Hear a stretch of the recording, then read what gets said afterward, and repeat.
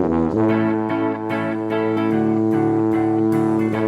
am Malcolm Childs. And I am James Skiffins, and we are Just Making Conversation. The show where we discuss the ins and outs of the model making hobby that we both love so much. From the greasy sprues to the gloss coats and everything in between, we are going to just make conversation. There are other podcasts you can listen to. Plastic Model Mojo, The Scale Model Podcast, Plastic Posse, On the Bench, Model Geeks. If you enjoyed the podcast, consider leaving a review or 5 stars, as it promotes this podcast to more people to enjoy. Thank you to our supporters, Mike, Jeff, Richard, and 2 others who took time to buy us a coffee. Why not join us on buymeacoffee.com. It just helps us make content for you. If you do show your support, leave a message with your name so we can give you a shout out. In this episode, we will be just making conversation about hobby shops. Are you a window licker, or do you run in too quickly to even notice a window display? Do you do your shopping online, scrolling endlessly, comparing prices, jumping from tab to find the right bargain? Or are you loyal to one supplier with a drawer full of beer mats or stickers? Have you ever stepped foot in a hobby shop? Sometimes it's just nice to hold it in your hand, smell the box, caress the smooth plastic and looking deeply at the details, or even talk with the shop owner about the next best thing.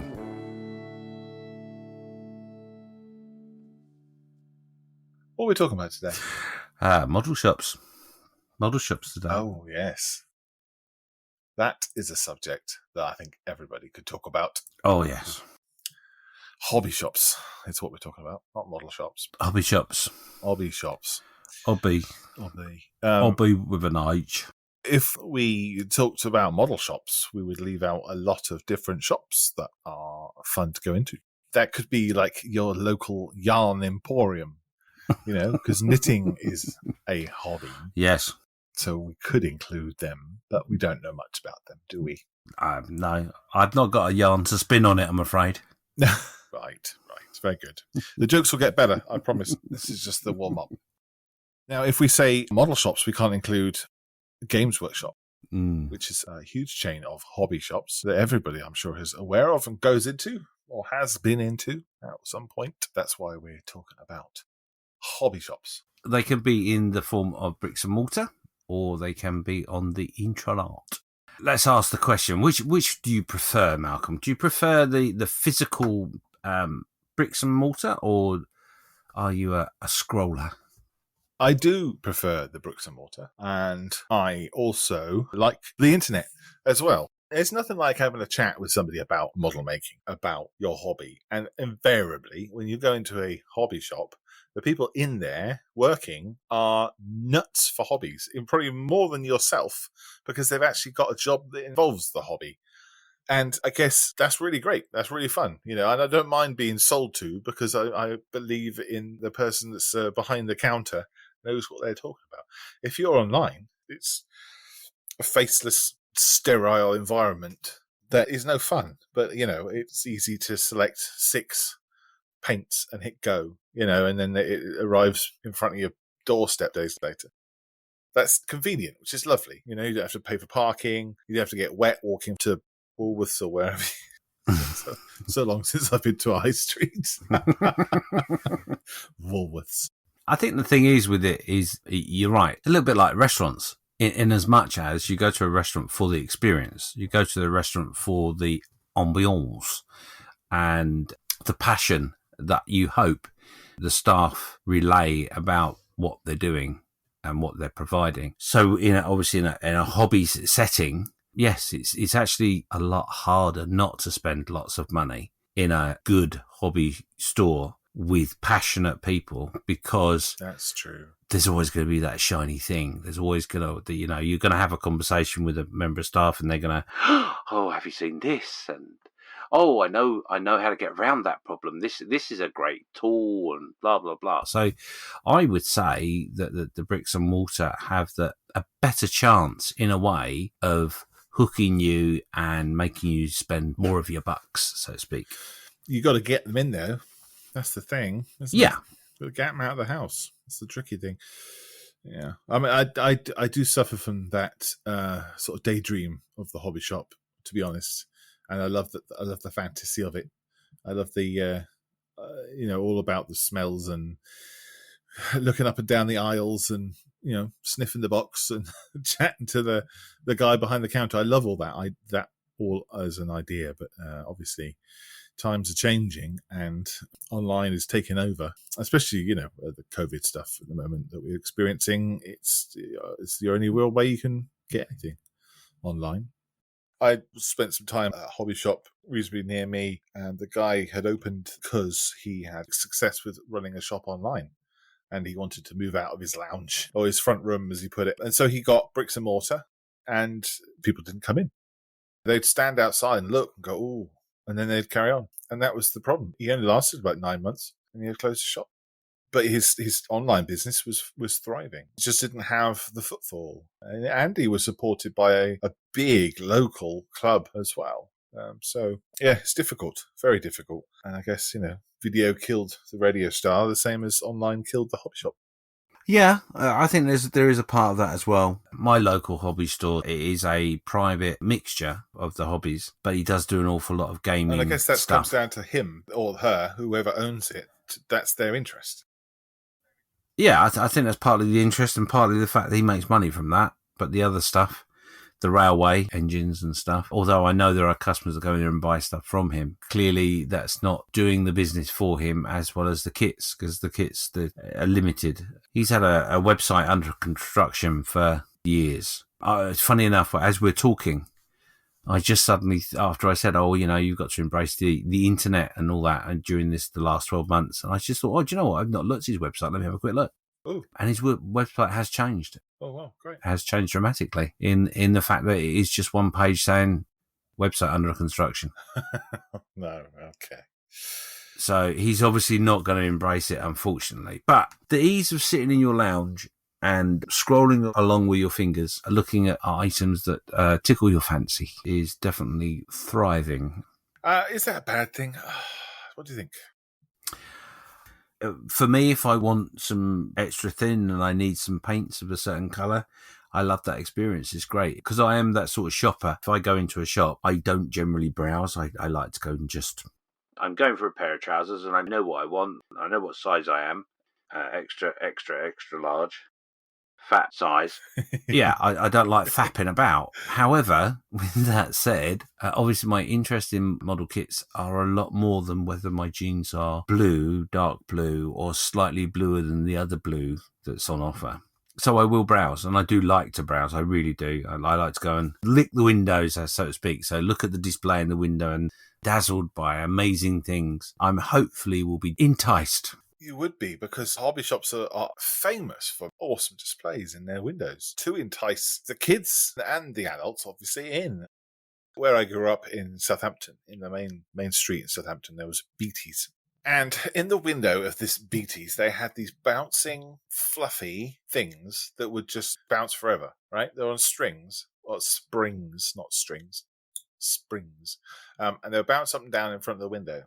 And I can picture those things in my mind. And they also had a train set. Sorry. Model railway going from one side of the window all the way around to the other side of the window, disappearing into a tunnel, and then coming back out the other side. I would be able to sit and watch that for hours, my mum and dad would tell me. Obviously, they'd probably never let me. Maybe that's how they babysat me. I don't know. Could be a great way of going shopping and taking the children. Yeah, sit and watch that window. Okay. I can picture it in my head now, and it still entertains me to even think about. Fascinates me, that kind of movement and action and things going on, and these little miniature things. Nothing that I could have ever afford in there, because it was all like massive Tamiya boxes and things. So nothing for a little young child like me, but I remember it being absolutely fascinating. And I think that's probably why I like model shops from there. The localish one in Salisbury, which I've mentioned Salisbury many times. Bingo. He has a little railway going round, and whenever he notices a child outside, he will switch on the little button. Mhm. And around goes the railway. It's getting old, so it overheats, so he has to turn it off every now and again. The kid's face is like, oh, there's the thing. I guess he's hoping that in 10 years' time they'll actually come in and spend some money.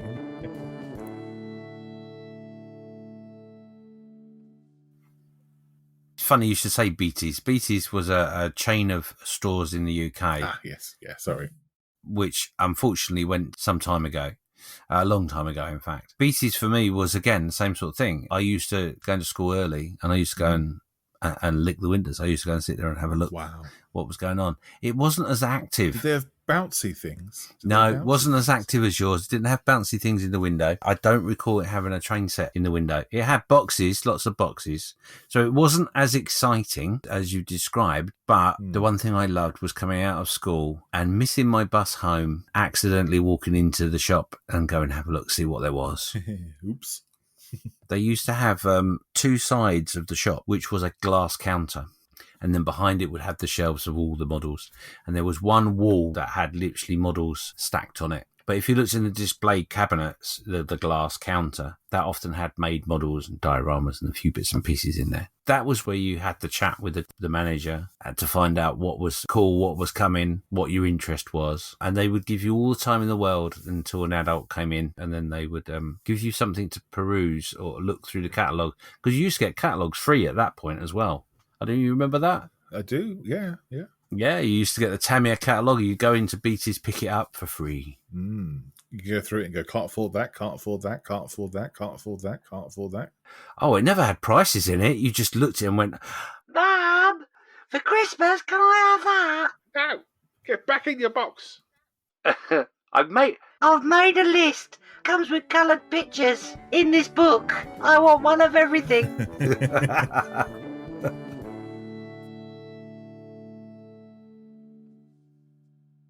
One other shop that my father used to take me to in the outskirts of London, which was a toy shop stroke hobby shop. So it was two stores. One side was toys and the other side was the hobby section where our models lived. And that was great. That was fantastic. That was one of those shops in which the owner trusted everybody that walked through the door. No one ever stole anything from his shop. So it didn't matter if he had a £300 Loco on a shelf that you could take out a box and fiddle with and look at. He wasn't bothered. Just imagine you go, see ya, bags and bags of models you've stolen. No, it's just, I don't know what it was. Maybe it was just the layout of the shop that he had and he didn't want to reinvest to change the layout. And it worked, I guess. Or maybe he was one of those people that was like, hey, yeah, you touched that. They've got to pay for that now. You might have broken it. That was a really great experience. And also he used to have a section which was second-hand stuff. There would be literally boxes of carriages and all sorts of things, which were all second-hand. Yeah, the experience of going into a hobby shop, like you say, smelling the plastic in the box and dreaming of being able to get that Tamiya Tiger definitely sticks with me even now. I've always been quite tall, so reaching for the top shelf to get that exact F-16 1/62 off the shelf. The hobby shop I used to go to was stacked really high and badly. It was like a game of dominoes every time you went in there to... Not a game of dominoes, because they're supposed to be lined up. But you know what I mean? Not dominoes the game. Dominoes everything's going to fall over. Domino's the pizza. No, Domino's the pizza either. It's like a huge game of Jenga. Ah, there you go. Good description. Yeah. Or Kaplunk, if you're that old. Yeah, my granddad told me about Kaplunk. No, stop it. Wasn't that with something to do with straw from the barn and glass eyes? I don't think so. Well, maybe. I don't know. Maybe that was the version he played. Yeah. Anyway, tangents aside. Well, we were too poor to afford our own Kaplunk from MB Games. So what we did is we get our glass eyes out, all of us, put them in a jar with holes in it, and then use straw, and then, it was fun. Oh, you had a glass. Oh, you were posh. We had an old bucket, tin one from the well. Anyway, let's get back on topic. I find it very sad. Around me, the local stores or hobby shops that I have one which is a 20-minute drive away from me. And for the railway, a dad and a son run it. Very good shop. Dad's very, very knowledgeable. Been doing it for obviously many years. I think it's one of those situations where the father said, I really need to retire. Will you take over? And the son's gone, yeah, of course I will, Dad. I've been working with you for ages. Not a problem. And really not wanting to see his dad not be there, but at the same degree, really wanting to take the reins and do his thing. Dad every year says, I'll give it one more year. See how we get on, son. But they're a great team. Their selection of the plastic wonders kits and stuff that I love, a little limited, but it's pretty good. The supplies are excellent because obviously they've got lots of crossover supplies and tools from the model railway side of things to what I do. So that's the main reason I go there, is for supplies. Supplies! I guess like a Venn diagram of different hobbies. A Venn diagram is when you have a circle and you say that is stuff for figure painting. In that circle. Then you have another circle that says this is stuff for armor modeling, and you put them together so they just about overlap. Gotcha. Yeah. Okay. And so that overlap would be things like weathering products, perhaps, or brushes and things like that. And then, of course, that Venn diagram can have other circles that interlink with both of them. You know, like railways, you could have you could have flock for bases for all of them. What are you laughing at? Nothing. Trying to describe a Venn diagram with a podcast. I wonder our listeners are disappearing. I don't remember why I was saying that now. It was the Venn diagram. Yes, one of those diagrams where there was a crossover between the different elements of the hobby or hobbies. Yeah. And I guess that's where the hobby shops and their supplies do well, because they're hitting all the buttons for all of the different hobbies. You know, rarely you'll see a hobby shop that is just plastics. You'll see RC in there and railway layouts as well, and a little bit of Warhammer in the corner, just to sort of spread the bets. The model stroke hobby stores, certainly in my area, have gone very much over onto RC, so RC planes and cars, etc., and not that much of anything else. There's one I know, again, about 20 minutes or more away from me. Brilliant store, brilliant place. And they've now got like an industrial unit, and it's mostly online. There's a counter where you can pick stuff up. But they've gone very much RC now, which is a shame because, again, that was a father and son team, and the father retired and the son didn't overly enjoy the world of plastic. Mm-hmm. That's the main difference, isn't it, with online and bricks and mortar, is that online it's a lot more going on because you want something or because you're looking for something. However, what do you think about the world of social media, and instead of having a bricks and mortar for a hobby store, using social media to sell their goods? Yeah, I think it's great. I think it's really, really good. Next question. Yeah, I think it's fantastic, actually, because you've still got that customer interaction, which is really important for a shop. You've still got that big footprint. You've got an ability for people to chat about model kits and things, their likes and dislikes, etc. You can put pictures up, as many as you like. So you haven't got, of course, that warm blanket feeling of a hobby shop around you, but you do at least have the nuts and bolts core elements of a shop, I suppose. Yes. I don't know if the demise of hobby shops in bricks and mortar wise has any reflection on the demise of the hobby. I think the hobby's growing and growing all the time. The lack of hobby shops is not the reason or the reflection of that. And it's because of things like being able to sell on social media, which you couldn't do 10 years ago, 20 years ago. I think it's really cool. I love it. I think that the whole retail experience has changed dramatically over the last 10, 15 years. All of the options that big retailers use to drag people in through the bricks and mortar doors, if I'm honest, most of the time, I don't think they work. With the social media, I think it's the closest you can get to a model shop, really, that's online, obviously. And you, like you say, you get the banter, you get the conversations, you get someone that uses social media well will obviously have their finger on the pulse of what's coming out and doing pre-orders and things like that, special offers and all that sort of stuff. So the tools are there for them to use. And the ones that are quite successful are the ones that literally got their finger on the pulse all the time. And I'm interested because, especially over this last year, there are some businesses that are primarily on the social media spectrum and also online more than they are in the bricks and mortar, must have had a stonking year because, like you say, the hobby's not dying. The conversation always comes up about, we must invest in the younger generation and promote the hobby because, it's dying. It's not dying. Yes, we should invest in the youth. Do you think the experience that I had as a kid standing in front of a hobby shop is never going to happen for my little kids? Because you can't really have the same thing. So come and stand in front of this Amazon screen and look at the picture of this train you could buy. It's not the same. No, it's not the same. It isn't. Majority of things in life have changed so dramatically anyway. I'm thinking of a situation with a friend of mine's child about 6-7 years ago.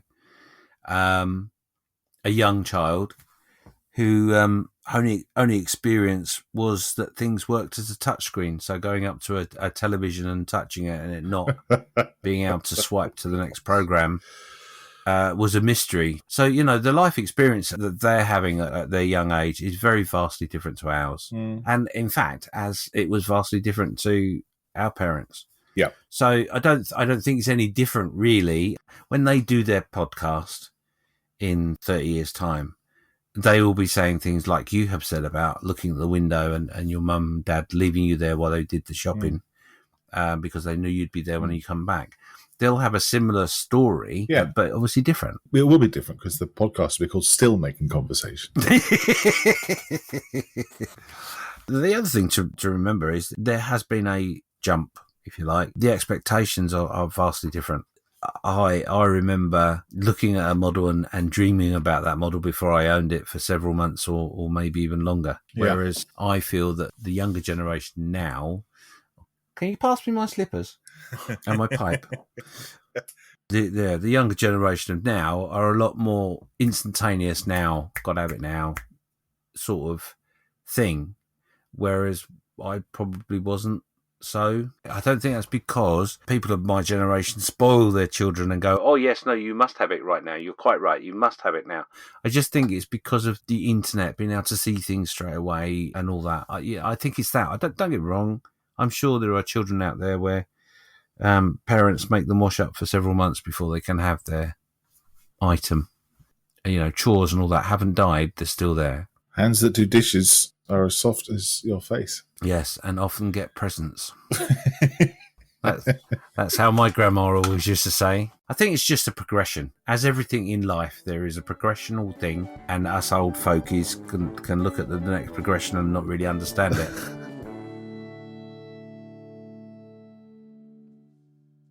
So the reason we call this Hobby Shops is because I wanted to talk about Warhammer Games Workshop. They don't. Well, they do. But let's think before I speak. They have a vast online presence. They have distributors all over the place. Almost every hobby shop you go into has some sort of Warhammer Games Workshop Citadel thing in it. And, of course, they've got their own shops. Yep. Almost in every town in the United Kingdom. So clearly they're doing very, very well. I don't know of any Games Workshops that closed. I haven't got my finger on that pulse. But do you get the same experience as you would going into a hobby shop, looking around all the things you could buy in a Games Workshop? Am I allowed to say Games Workshop? Well, there are other outlets out there as well, but okay. Yes, you can name them. It's fine. I just check with my lawyers. Yes, the legal team are literally writing it up as we talk. Let's be honest, Malcolm, they generally are busy making sure we're ready. Bear with me a second. You nearly unplugged your headphones then, didn't you? I'm really sorry. I have to explain, and I hope Malcolm uses this. I have a pair of wireless headphones that I forgot to charge before recording this episode. Wireless, not wireless. So I had to plug a wire in to a wireless headset to charge them, and unfortunately the cable is about 2 inches long. So, yes. Anyway. It's funny. Anyway, let's start again. We're talking about Games Workshop. Games Workshop. Do you get the same feeling in your heart as you would when you go into a hobby shop? If I'm honest, I've always felt that when I've gone into one of their stores, it's the closest that I can get to being in one of the stores that I used to visit as a child, in some respects. But I think the success of their stores is because it's wargaming, because you need to interact with people to play the wargame. Yeah. So naturally, people come in to talk about their bits and pieces.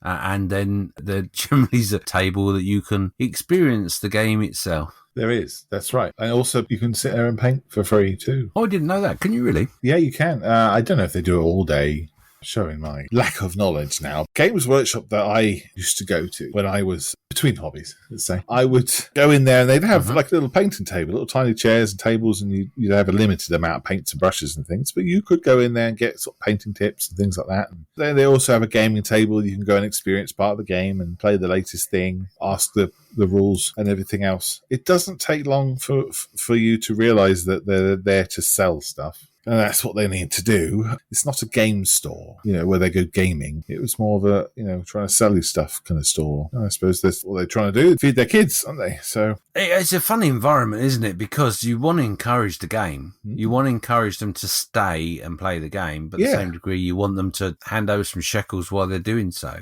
That's right. And it was free to go in. Yeah. Maybe they did like tournaments where you had to pay £1 or something to stay. I know they used to open late. That would make sense. But I used to go in there daytime or Saturday or so. Maybe they are full-on sales mode or something. Generally, for the hobbyist, having a Games Workshop around is great for all the hobbies. Because quite often I'll need a brush or something, or I'll need some new glue and I'll pop in. And their paints are fantastic as well. So it's not a bad thing having it around, I guess. I think it's good to have a chain of shops as well. I can't think of very many chains of hobbyist shops certainly not to mine. I can. Can you really? Yeah. Well, you might as well mention the lawyers are doing a fit anyway, so. Antics. They have 3 shops.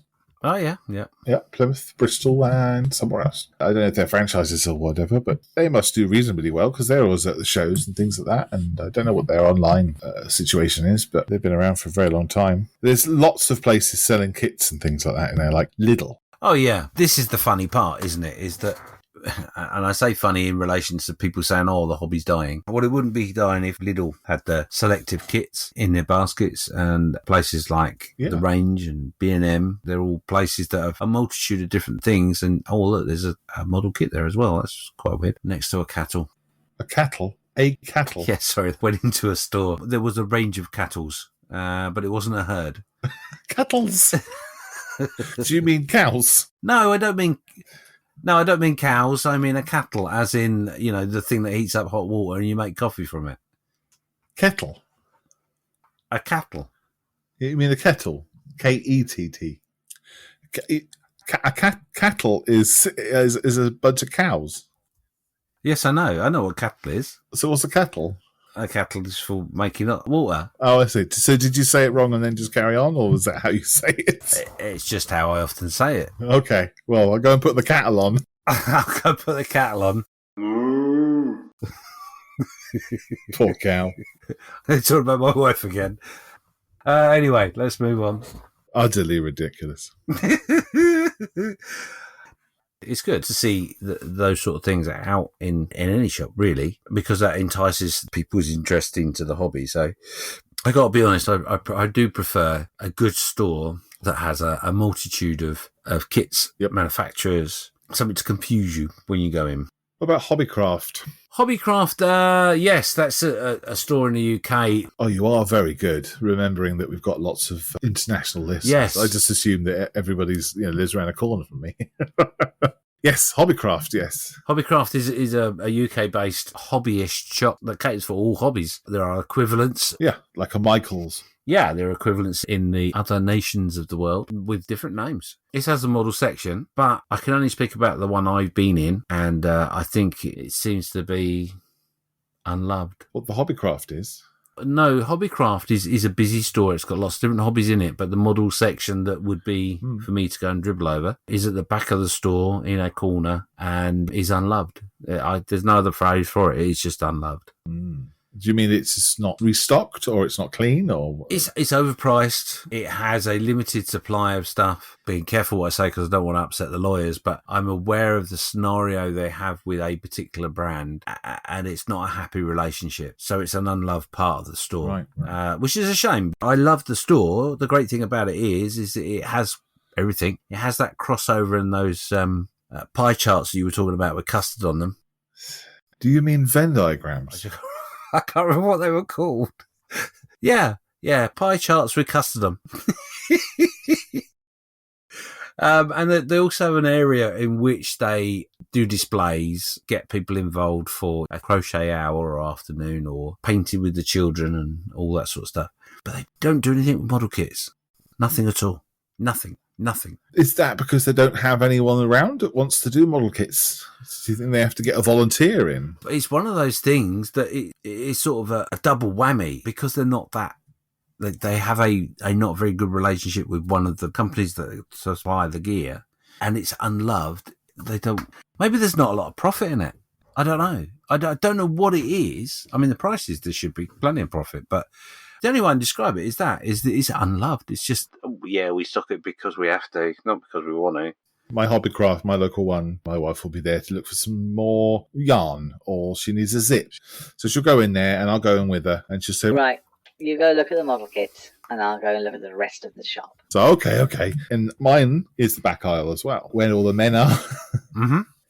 So I go where all the men hang out, the cool place. Yeah. And they are overpriced, but they're model kits. So it's fine to look at them and play with the plastic and and everything else. So I don't mind. Did you know that's designed that way on purpose? What, the aisle is at the back? Yeah, that the model section is right at the back of the store. No. And generally, if it's a 2-level store, it'd be on the second level at the back. Why? Because it gets the men in the shop. It's them into the back of the shop. Gets the men in the shop, literally, into the centre or middle of the shop. And generally speaking, like yourself, Yeah. a partner or wife or children will wander off into the store to look at what's interests them while the man is busy at the back of the store. They've managed to get everybody into the store. More chance of a sale. Okay. My wife will go, Look, I got this yarn, and there's a thing on knitting needles, so I got 6 knitting needles, all different sizes, colours, numbers. And I got this acrylic paint, and I got this canvas, and I found some ribbon. and she only came in for a glue. And I'll say, I've got nothing because it's also overpriced. But I still think it's a good thing to have it there.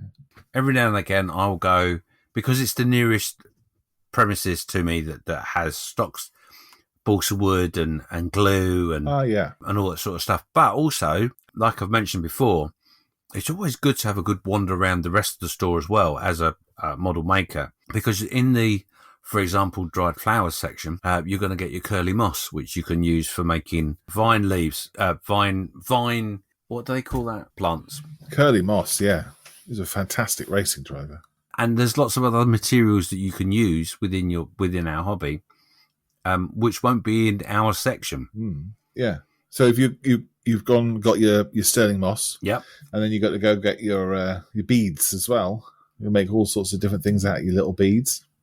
And the haberdashery section is always brilliant because they quite often will have. I'm going to go off on a tangent. I'm really sorry. No way, really. But you can find lace or something to that effect. Okay. Which you could put on a surface to simulate plasterwork on the front of a building. You could. Wow, we're talking about lacy pinnies again. We've talked about that twice in 13 episodes. Good yeah, if you can squeeze in a bit of lace in your model, it's always good.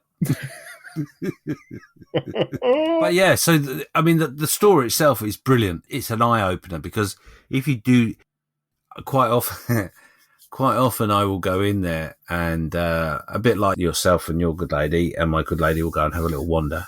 There is that moment where I'm sort of walking around thinking, oh, for goodness sake, we only come in for one thing. We should have been gone by now. But it does give me the excuse to wander around in sections that I wouldn't normally wander around in and go, oh, look at that. Oh, I know what I could use that for.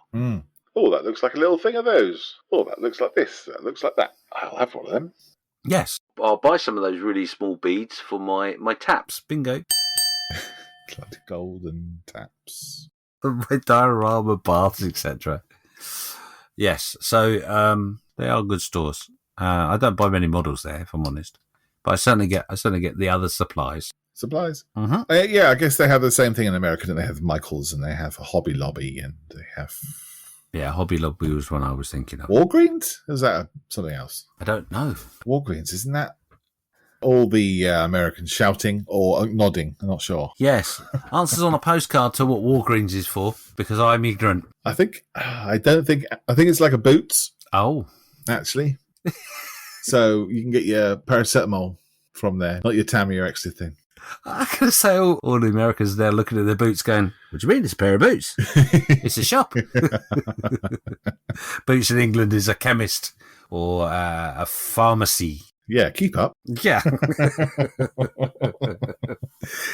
But yeah, so, I mean, I like to have a wander around the shops. That's another example, isn't it? I can't honestly say... No, I can actually. I think I'm on the Hobbycraft website once. I've never been on there just to browse to see if I can find a piece of lace that I can use on a diorama. Never done that. Yeah. You know you're going to get loads of pieces of lace sent to you now. Yeah, that's okay. That's fine. I know you think that's fine. You'd be amazed what I can do with a needle and thread. Your apron's going to look fantastic. Oh, it's going to be the biz. So yeah, that gives you a good example actually of the difference between the, dare I say, the words touch and feel with lace in the same sentence. Yeah, I have. But yeah, you don't. That's the difference between internet and bricks and mortar, isn't it? Is the internet, you're generally looking for something in which you are already aware of, whereas bricks and mortar, you will go in and have a wander around and look and see. Yeah. I know there are those people out there that will go into their local hobby store, have a look at the price, and then quickly Google to see whether they can get it cheaper online. If that's your circumstances, that's fine. But just remember, if you don't support them, they won't be there for you to go in and have a wander and look. Brilliant. Thanks, James. Thanks for the lacy chat. Lacy, got new lacy apron.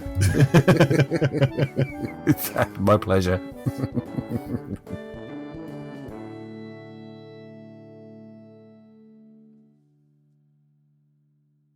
It's the modern world, my friends. Get with the program. There is no getting away from it. This world is changing fast. One day, you'll be able to go online, get your models printed and sent to you in a few days, and no doubt by drone. So if you want to keep your local hobby treasure island, you have to support it regularly. Spread the love, baby. By supporting them, maybe a way can be found to coexist for the best of both worlds.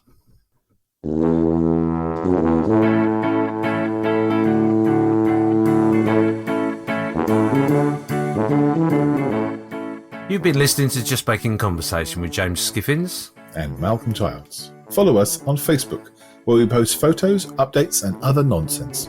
Let us know what you are just making and what your thoughts are on the conversation on this episode. We have to thank our supporters, who we dearly appreciate. Please support us on buymeacoffee.com. Next time, we will be just making conversation about group builds. So it's a goodbye from me. It's a goodbye from me. Bye. Bye-bye.